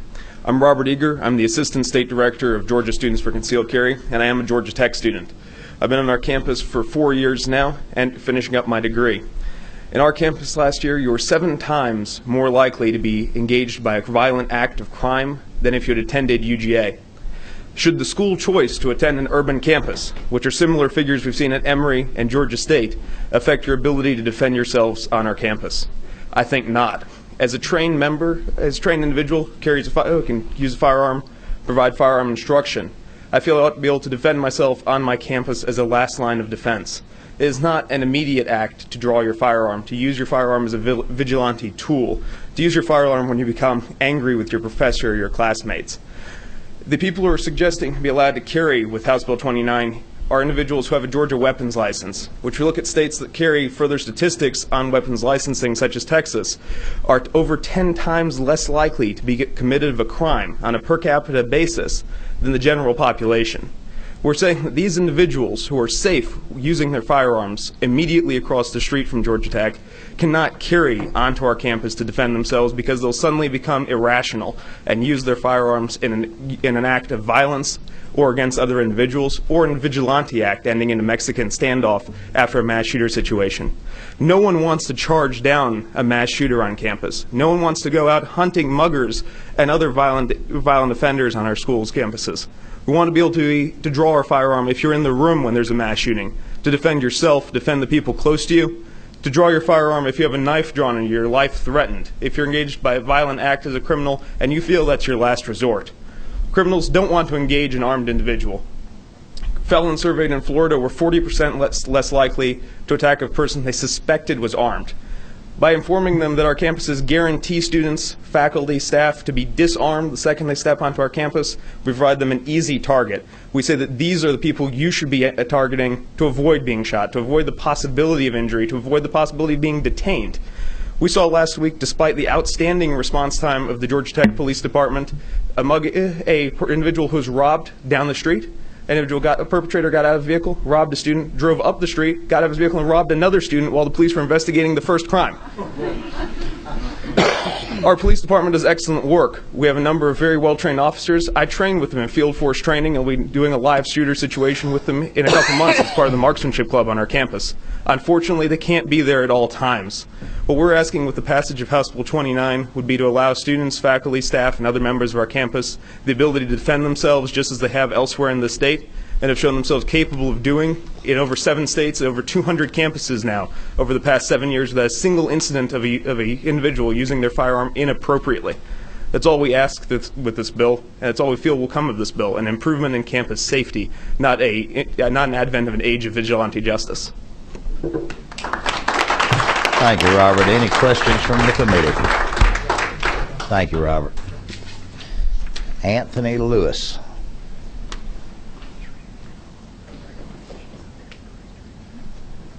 Good afternoon. Thank you very much for holding this hearing. I'd like to join everyone in saying that this is a very important issue.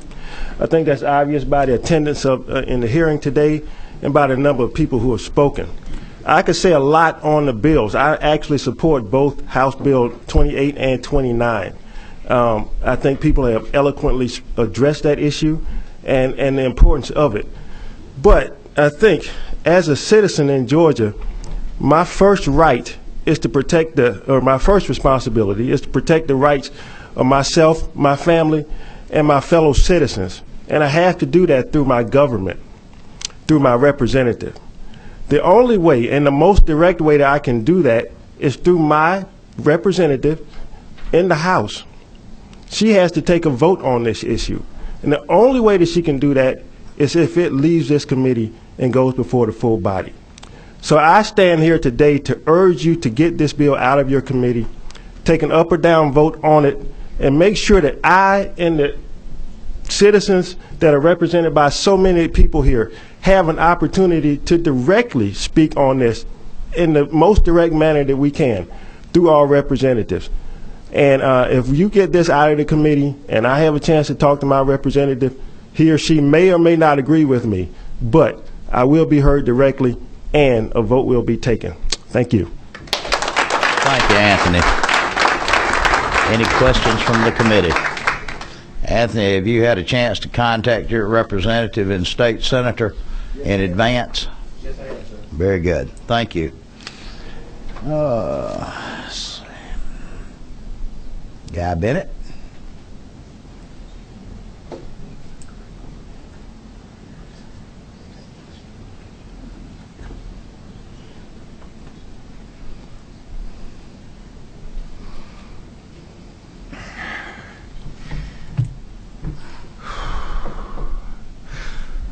I could stand here and quote statistics, give you emotional pleas, tell you that we have to do something now. And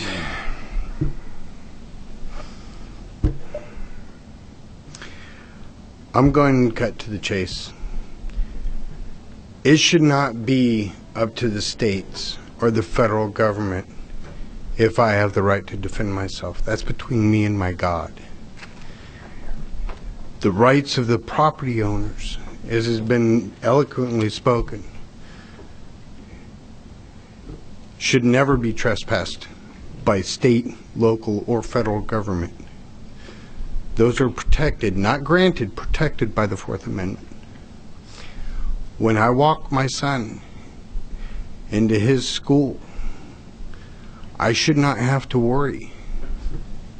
Is some psychopath going to walk in here to this gun-free zone, which they're targeting? Let's make no mistake of it.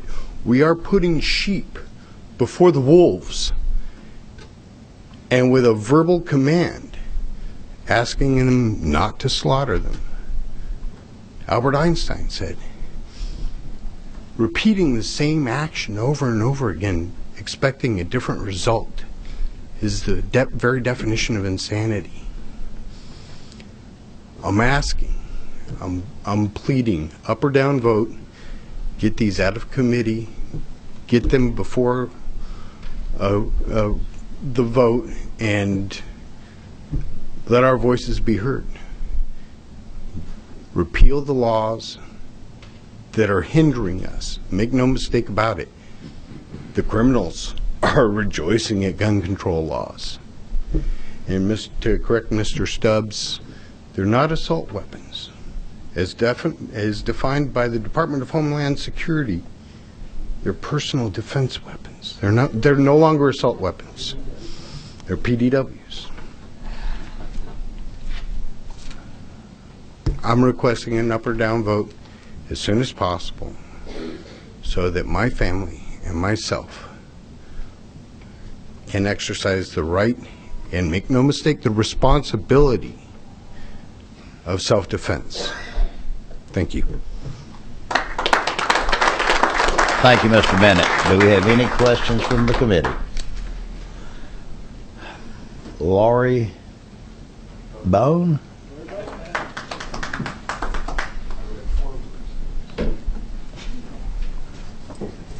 Let's hope I ran out in time and made it back in time.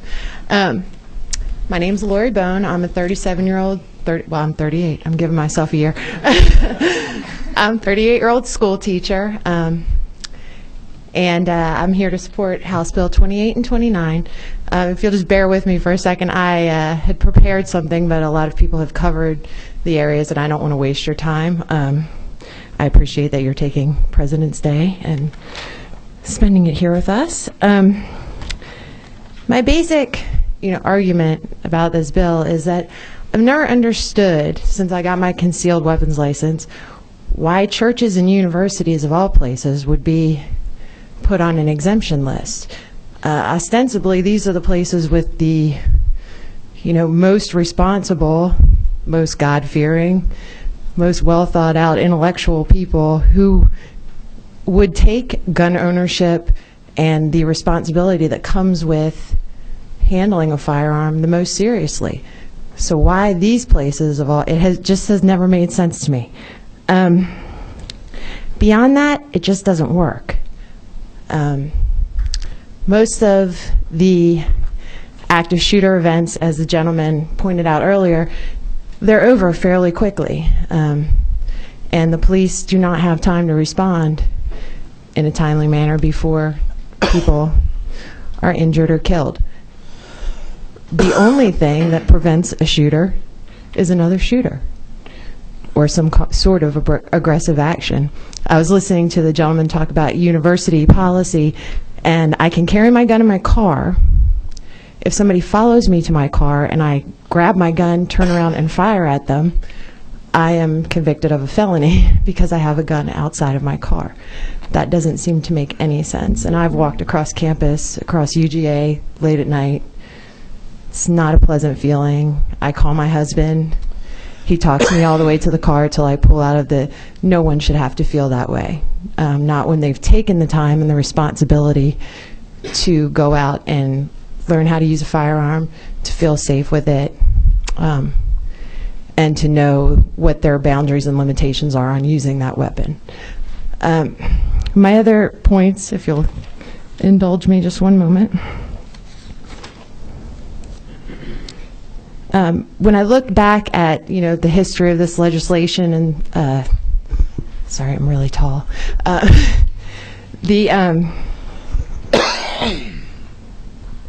There seem to be a few arguments that I didn't really understand. Some people said that, church is a place of worship, so there's no place for firearms. Well, that would depend on your interpretation of the Bible and scholarly teachings. And I think that Mr. Gregory's bill leaves that up to the people of the church where it rightly belongs. They are free to interpret Scripture or their, holy book in whatever way they see fit. And that really is the role of the church to do that. It is not government's role. Personally, the strictures imposed, they conflict with my biblical view of protecting life and protecting my friends and family. So, it was unfortunate the Supreme Court did not hear the case that went to this issue, and they didn't. They decided not to rule on that. But I do believe it's a church and state issue also, as well as a Second Amendment issue. The other concerns had to do with citizens who would not be trained and would cause more harm than good. As the gentleman stated, nobody's advocating for vigilantism. A lot of crimes are stopped by just showing a weapon. The mall out in Portland, the gentleman drew a gun, trained on the assailant, decided not to shoot because there were people in the background, and the assailant killed himself because he had opposition, or at least that's the assumption. So, the presence of a gun is a big deterrent, even if you don't have a trained Navy SEAL running around the store or school or parking lot, wherever, trying to help you out. The statistics just don't support gun regulation in this way. And as everybody said, there's no reason that some people should be able to carry a gun and protect themselves while others cannot. So I thank you for your time. Thank you, Laura. Do you have any questions of the committee? Tony.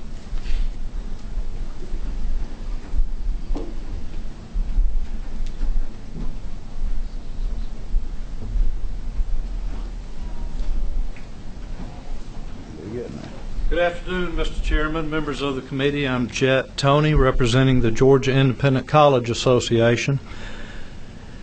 GICA is comprised of the 25 not-for-profit liberal arts colleges, which many of you know and are operating in your districts. Many of these institutions have operated for more than a century and have been responsible for campus safety for their visitors, their students, and their faculty during those many years of operation. I have with me today Chief Henry Hope, who is the Director of Public Safety, and the Chief of Police at Agnes Scott College, where he has served for 10 years. I did not ask Chief Hope to be here today to state a position, but rather to be a resource to you as members of the committee to better understand the challenges of maintaining a safe campus. The GICA position on House Bill 29 is this: if the will of the General Assembly is to remove independent colleges from the definition of school safety zone, then language should be added which protects the primacy of the institution's governing body to set public safety and student conduct policies which are protective of student, faculty, and visitor welfare. In other words, language should be added to ratify the primacy of the private property owner's rights and responsibilities to determine what is acceptable behavior on that campus. Now, we would also encourage you to move cautiously on this legislation because you are considering removing colleges from the definition of school safety zones. The current law has been protective of students, faculty, and visitors for decades. And this is not to diminish or disregard any specific instances of personal misfortune which have occurred on or near a college campus. But there are many moving parts in providing campus safety and a safe environment. And Mr. Chairman, that concludes a statement of the GICA position, and if anyone has a question of Chief Hope, I know he'd be happy to answer that. Thank you, Mr. Toney. Now, do we have any questions from the committee to either Mr. Toney or Chief Hope? No? Very good. You're in luck. Linda Womack.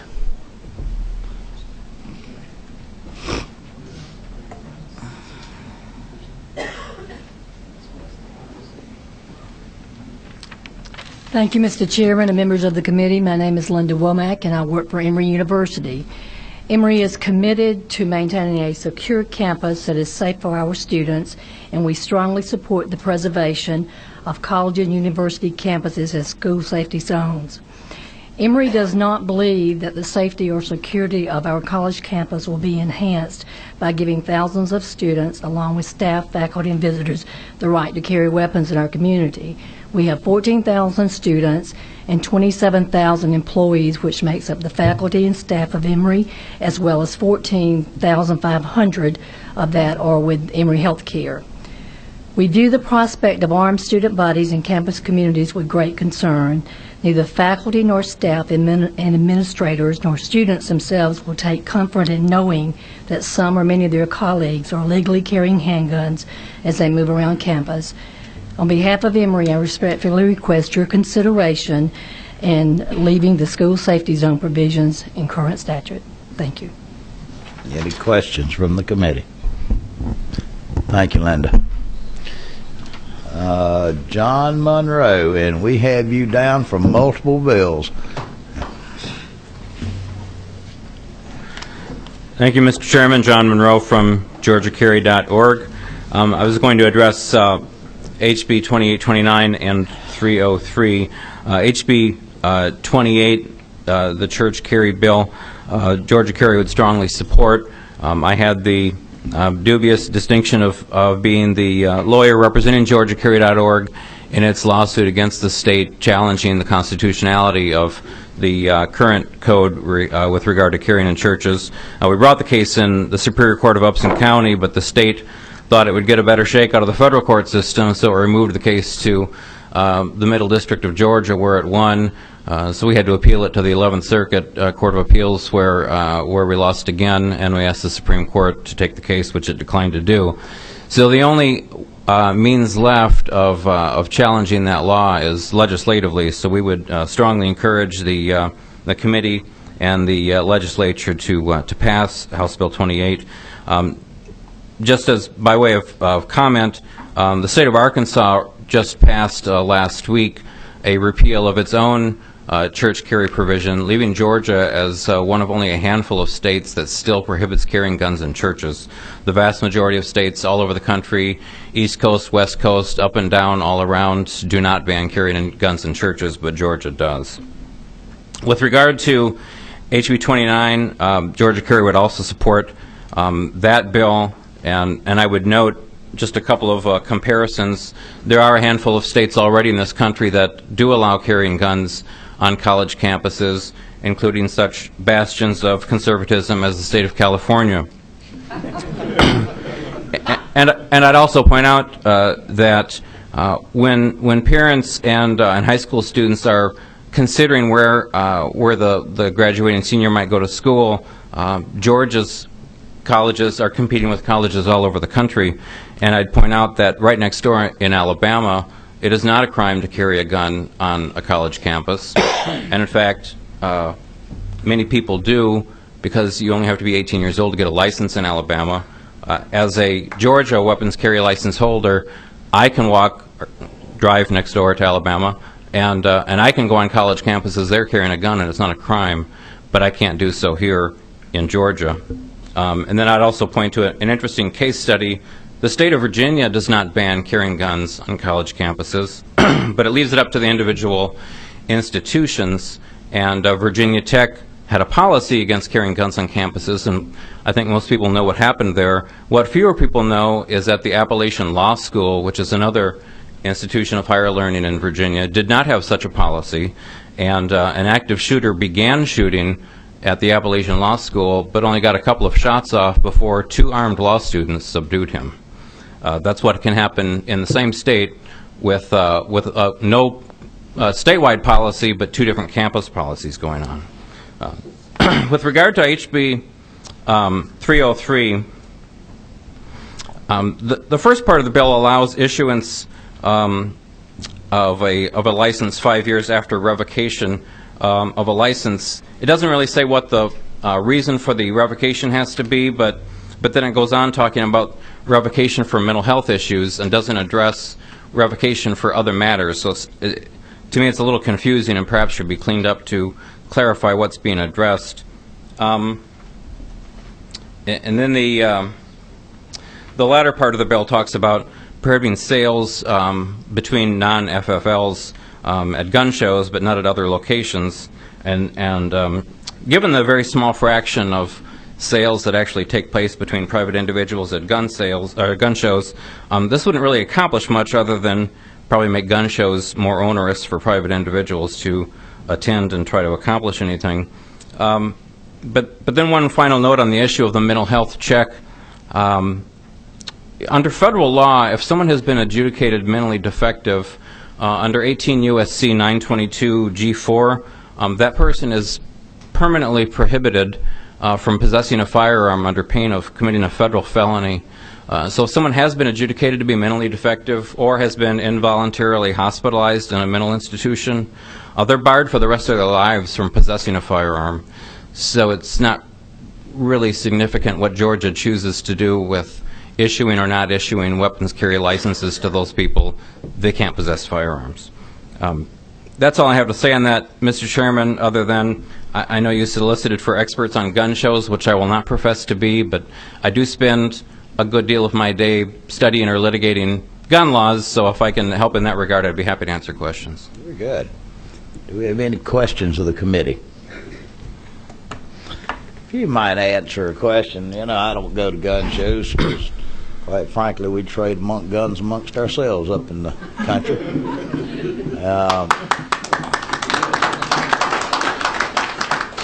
But, there was some comments made, and there's a lot of things in the press about these gun shows. Now, my understanding of the gun shows, that those people that are there are licensed dealers for the biggest part. Is that correct? Yeah, I think statistics show that the number of private sales, that is sales between two individuals, neither of whom has a federal firearms license, is less than 1%. And my understanding is that most of these people at the gun show that are at gun shows are dealers, so they have to ask for the background check or a permit to be sure that they have been. So these folks that are there that have the signs on, and I think it was described by the author of the bill a while ago, and I understand that they can't solicit, they just only have to they can put a sign on saying, I have a such and such a weapon, and you can ask me about it then. Is that correct? Yeah, there's not any general regulation on transfers between private individuals, either inside the gun show or out in the parking lot or anything like that. So really the problem about a lot of the discussion is tried to paint gun shows with a black eye, that they're just everybody just selling to whoever. That's not exactly correct then, is it? Well, that's not actually what happens. Some people do go there to buy or sell guns, obviously. And if you have a gun that you privately wish to sell and you're not a dealer, you're certainly free to show up at a gun show and attempt to sell it. There's a good reason to do so, obviously, because there are people there who have an interest in guns. But but nowadays, advertising is essentially free. You used to have to take an ad out in the paper or something like that. Now there are sites like gunbroker.com where if you want to advertise your gun for sale, you can do it. You get a nationwide audience, so it's not really necessary to go to a gun show to make a private sale. Representative Atwood. Thank you, Mr. Chairman. Council, this has been going through my mind as I've tried to wrap my brain around all these various bills, and I would either you can address it or maybe some of the authors of the bills can. But is it the position of your organization or any of the organizations, would you agree that state of Georgia has a right to make reasonable, for lack of a better term, I'll use the First Amendment, for example, time, place, and manner restrictions? In other words, are we legal within our rights to say you can't carry a gun into a prison or into a courtroom in a murder trial? I guess I would say yes, although I don't usually talk about governmental entities having rights. They have powers. So I would substitute rights for power and say the state has the power to regulate carrying guns in places like prisons. But it should be one that's based on reasonableness and that sort of thing. Wouldn't you agree? Actually, I think the standard would be even higher than reasonableness, but it's not subject to whimsy or caprice. That's certainly true. Thank you. All right, do you have any other questions? Thank you, John. Thank you. Now, if we could,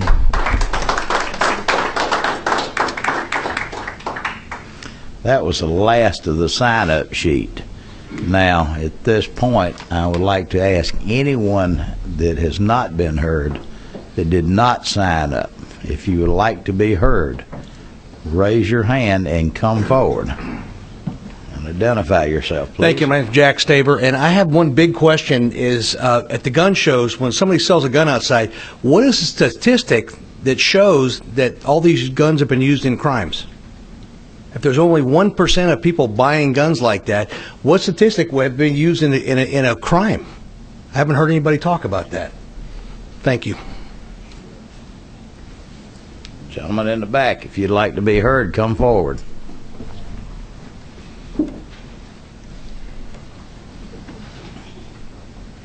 Good afternoon. Thank you, Chairman, for your time. My name is Andre Washington. I'm a graduating senior sociology major from Morehouse College.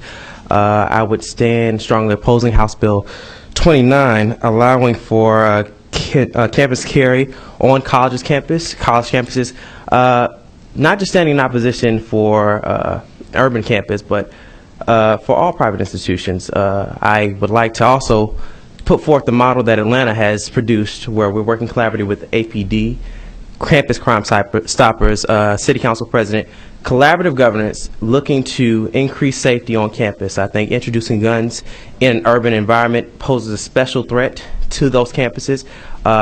Again, I would like to enunciate my strong opposition to concealed carry on college campuses. Thank you. Any questions from me? Any members of the committee?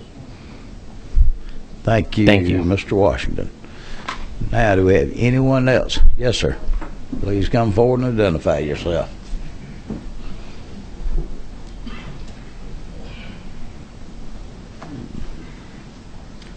Hello, my name is Patrick Heido. I'm an alumnus of Georgia State University and a frequent church attendee, and I support both House Bills 28 and 29.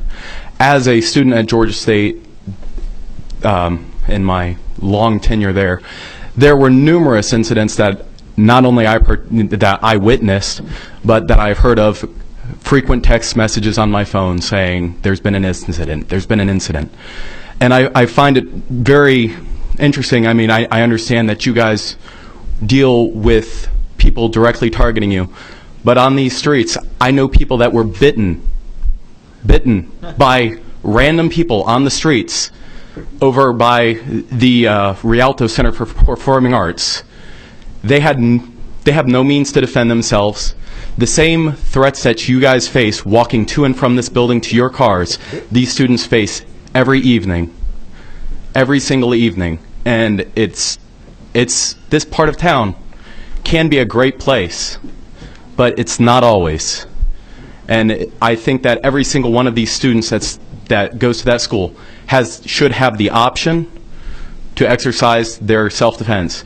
And as for Church Carry, I find it utterly bizarre that if I decide to stay home on every Sunday, I'm perfectly entitled to exercise my right to defend myself.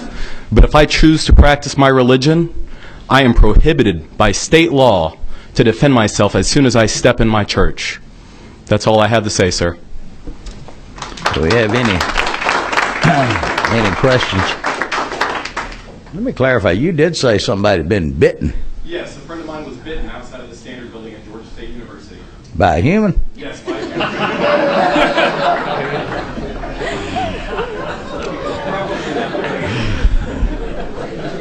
All right. There you go. That's the reason I live up on Lake Hartwell. Do we have anyone else who wishes to be heard that has not been heard before? Well, I just wanted 20 seconds to respond to something that this gentleman said, if I may.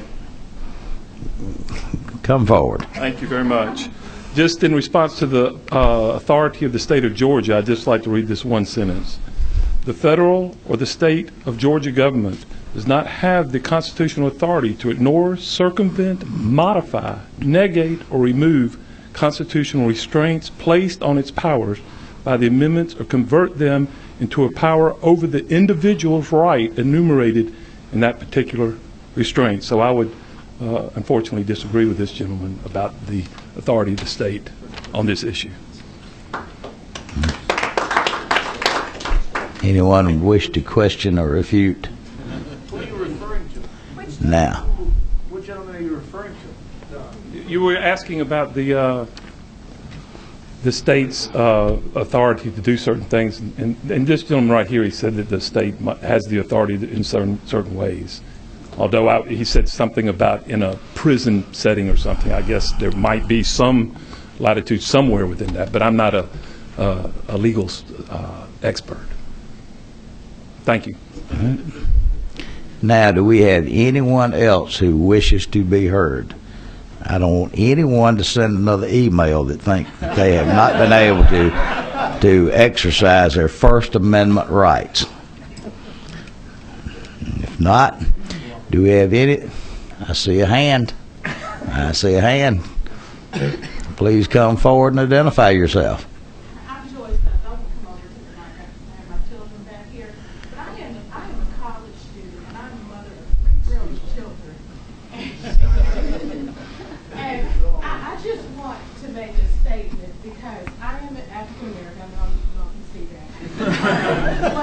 But we are not all gangsters, and I'm not raising gangsters. My children are here.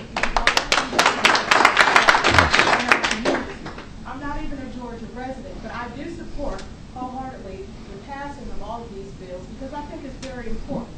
And if we all took the time and actually read deeper into our history, which I think one gentleman did mention the chameleon massacres and the different things that occurred here in Georgia. It is so important, and I am just really, I'm lost for words at how this thing has been looked at and treated. It is too important to just sit back and just let things occur. And I think that people are not addressing the real issue, which is why are so many violent acts occurring. I don't think that guns is the primary factor. It is a factor, but it is not the primary factor. It is just a tool that people are using to commit these crimes, these massacres, whatever you want to call them. And they are certainly tragedies. But we need to find out what are the motivations for these school massacres. That's the issue. That's all I have. And I thank you. And do we have any comments, any questions from the committee? Last call. Yes, ma'am. Please come forward.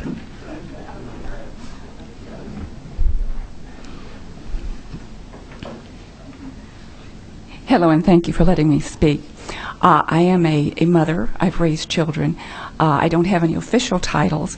I'm just a person in the community.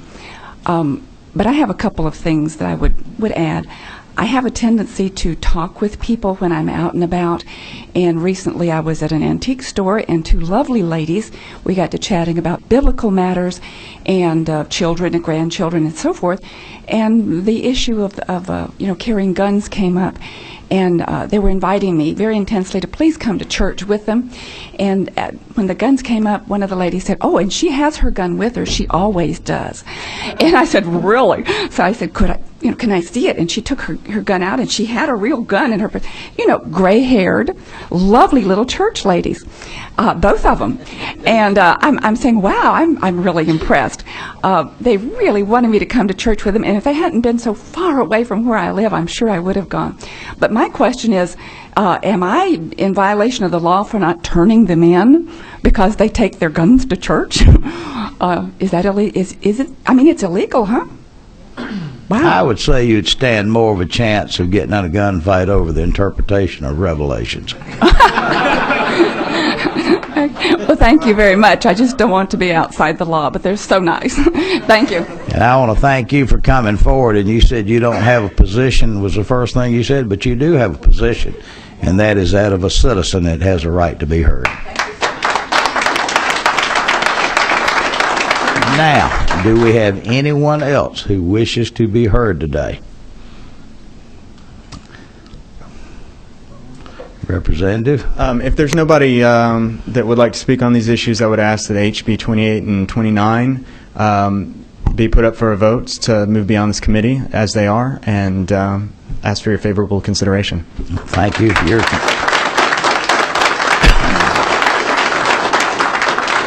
Thank you for that. As we had said at the beginning of this meeting, there will be no vote taken today. This is for hearing purposes only. This is not a legislative day that we're in session. Now, I will say that, first I want to thank all of you for taking time to come up here today. I even want to thank all of those people out there in radio and TV land that have taken the time to send emails, no matter whether they were cut and paste. But quite frankly, a lot of the emails that I spent the weekend listening or reading, a lot of those emails that I saw conjured up a lot of thoughts in my mind over a lifetime of experiences. So a lot of those people, I want to thank them for, sending us their thoughts. Now, I tend to be one who believes in dialogue and debate, and that's been a good exercise today. I will tell you about the process. I suspect sometime in the very near future that we're going to see a piece of legislation that's going to come forward that's going to wrap several of these issues up. They'll be in a consolidated bill. For those of you who are not familiar with the process, as you saw, we had several bills of the same subject matter. Some dealt with public schools, some dealt with churches. And quite frankly, a lot of them will go far beyond that. But I think that you will see a bill that this committee is going to be hearing in the very near future. And I think that all of your comments out there today were pertinent. And with that, if no one else wishes to testify today, I want to leave a thought with you. In 1970-71, quite frankly, before some of the people who testified today were born, there was a sitcom on TV by the name of All in the Family. And in that period of history, we had a situation of skyjacking, something that's pretty uncommon today. And there was a character by the name of Archie Bunker who had a very common solution to the skyjacking problem. And strange enough, after, 40 years, I can still remember some of this stuff. His solution to the skyjacking was just issue everybody a handgun when they got on the plane and take them up when they got off the plane. Now that seems to be that may seem to be funny in a way, but there's a little bit of logic to that. And that being said, with one last thank you to everybody in attendance and to the committee, I appreciate y'all's indulgence today and for y'all coming forward. Thank you.